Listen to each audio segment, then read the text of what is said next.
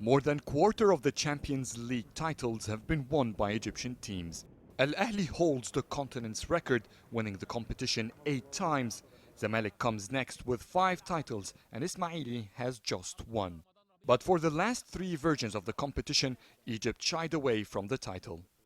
This 3 years gap is not a new trend for the Egyptians. Since 1982, they've been through 5 winning gaps. The longest was 5 years, from 1987 to 1993, before the CAF Champions League changed to its current format in 97.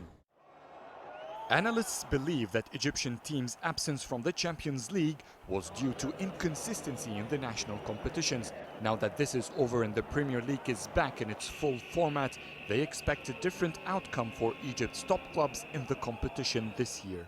احنا كنا بعدنا شوية بسبب عدم انتظام المسابقة بسبب الدوري. We've been away because we had problems with the Premier League nationally, and that has had its impact on Egyptian clubs. For years, the league was cancelled. It was not complete. Even the national team for 3 years did not qualify for the Africa Cup of Nations. So we're coming back step by step. تقدر الأندية المصرية تاخد البطولة السنة. Egypt managed to reach the final in the Africa Cup of Nations, and we know that as long as Al Ahly and Zamalek are strong, the national team is. So this performance should reflect on them in the Champions League.